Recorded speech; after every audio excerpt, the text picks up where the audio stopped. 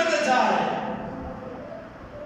এরপরে বলতে আল্লাহ এমন ভাবে তুমি আমাদেরকে তাদেরকে আমাদের জন্য ষড়যন্ত্র করো, তাদেরকে দেখে আমাদের অন্তর চক্ষু শীতল হয়ে যাবে। খুব সুন্দর না মানুষ সুন্দর? খুব সুন্দর না? অত্যন্ত সুন্দর। হাদিস শরীফে আসছে একজন হুর যদি আসমান ছিদ্র করে জমিনের দিকে তাকায়, সূর্যের আলো বন্ধ হয়ে যাবে। সুবহানাল্লাহ। সূর্যের আলো বন্ধ হয়ে যাবে, মেশক আম্বরের প্রয়োজন হবে না।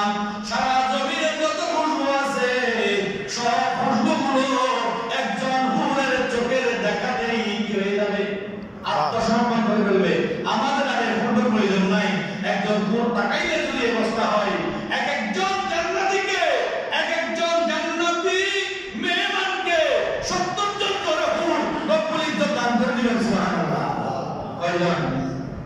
রাসূল করিম সাল্লাল্লাহু আলাইহি ওয়াসাল্লাম দরবারে জিজ্ঞেস করা হলো, ও আল্লাহর হাবিব, হুরেরা দেখতে কেমন?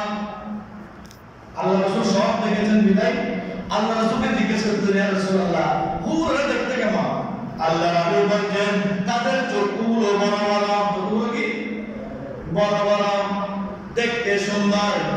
জান্নাতের পোশাকের মধ্যে কোন হুর যদি পানি পান করে শিরায় উপশিরায় পানি যাচ্ছে, এটা পর্যন্ত দেখা যায়। সুবহানাল্লাহ। আমরা পানি পান করলে পানিগুলো কিন্তু এক জায়গায় থাকে না, এজন্য পানি বসে পান করা সুন্নাত।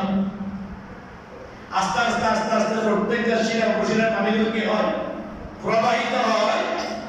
কিন্তু হুরেরা যখন পানি পান করবে আল্লাহ নবী বলছেন তাদের দিকে তুমি তাকাইলে কোন দিক দিয়ে পানিটা যাচ্ছে, কোন উপশিরায় পানিটা পড়তেছে, সেটা পর্যন্ত তুমি দেখতে পাবে। সুবহানাল্লাহ। একজন আমরা বলি একটা মহল্লার থাকতেন, তো একদিন এক মানুষ ওনার কাছে গিয়েছেন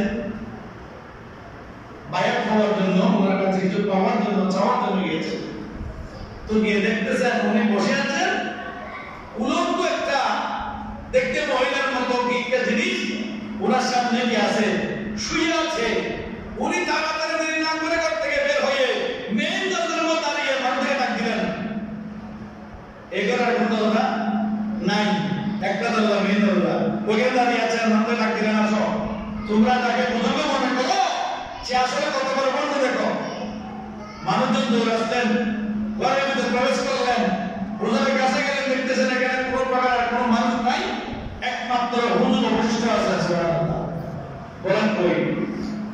এখানে তো কেউ নাই। তুমি যে কথা বলছো সেটা যে তুহমত তুমি হুজুরকে দিয়েছ, এই তুহমতটা দেওয়ার সুযোগ তোমার নাই, দেখো কেউ নাই।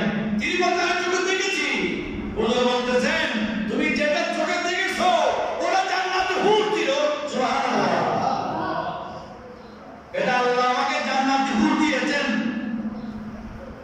এটা দুনিয়ার মানুষ নয়, দুনিয়ার কোনো মহিলা নয়। আল্লাহ আমার কাছে জান্নাতের থেকে হুর পাঠিয়ে দেন আমার সেবা করার জন্য। সুবহানাল্লাহ। আল্লাহকে রাজি করতে হবে, খুশি করতে হবে। রাজি খুশি না করলে কি হবে না? ইবাদত বন্দেগী। এজন্য মাহে রমজান পুরোটা দিন ইবাদত। নামাজের পদ্ধতি নিয়ত করবেন, নামাজের ভিতরে কথা বলা নামাজ বন্ধ হবে কিনা? নামাজের ভিতরে কথা বলা নামাজ বন্ধের কারণ। যদি নামাজের ভিতরে কথা বলা নামাজ বন্ধ হয়, মাহে রমজানের সেহরি থেকে ইফতার পর্যন্ত এটা কি ফরজ? রোজা নয়, ফরজ তো। নামাজের নিরন্তর যেমন দুনিয়ার কোনো কথাবার্তা আপনার বলা হারাম হয়ে যায়, বললে নামাজ বন্ধ হয়ে যাবে। মাহে রমজানের রোজা রাখার পরে মিথ্যা কথা বলা, গীবত করা, শিকায়ত করা, কারো বিপদকে পরনিন্দা করা, সুদ খাওয়া, ঘুষ খাওয়া এবং অন্যায় অপরাধ করা, এগুলো মাহে রমজানের মধ্যে যদি কেউ করে তাহলে ফরজ রোজার ক্ষতি হবে কিনা? হবে না? হবে। অতএব এগুলো পরিহার করতে হবে। মিথ্যা বলা পরিহার করতে হবে, সুদ ঘুষ খাওয়া পরিহার করতে হবে, অন্যায় করা পরিহার করতে হবে, অযথা দোকানে পাড়ে বসে গল্প না করে সময় থাকলে তারা করতে হবে। সুবহানাল্লাহ। কারণ মায়ের রমজানে কোনো ব্যক্তি যদি একটা খতম মা বাবার জন্য আদায় করতে পেরেছে, 70টা খতম তার আমল নামে যুক্ত হবে। সুবহানাল্লাহ। তাহলে কি আমরা কোরআন তেলাওয়াত করব কিনা? সুযোগ পেলে আমরা যারা জানি আমরা কোরআন তেলাওয়াত করব। আর যে সমস্ত ছেলে সন্তানরা কোরআন তেলাওয়াত করতে জানেন না, মা বাবার জন্য মনটা কাঁদতেছে, আমি যদি মায়ের রমজানে যদি সুযোগ পাইতাম, আমার মা বাবার জন্য একটু কোরআন তেলাওয়াত করতাম, আমি তো আল্লাহ করতে পারি না। আপনি সেক্ষেত্রে যদি আপনার ছেলে সন্তান পারে তাদেরকে দিয়ে পড়াবেন। যদি তারাও না পারে, এখানে মাদ্রাসা আছে, এখানে আসবেন, আবাসার আছে, আরেকজন আবাসার আসবে, ওনাদের মাধ্যমে আপনি কোরআন তেলাওয়াতের ব্যবস্থা করাবেন। আমার মা বাবার জন্য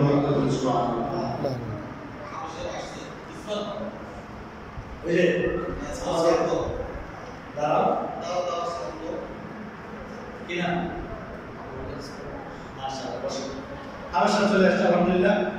খতমে তালাওয়াতের জন্য আমরা তৈরি আছি ইনশাআল্লাহ।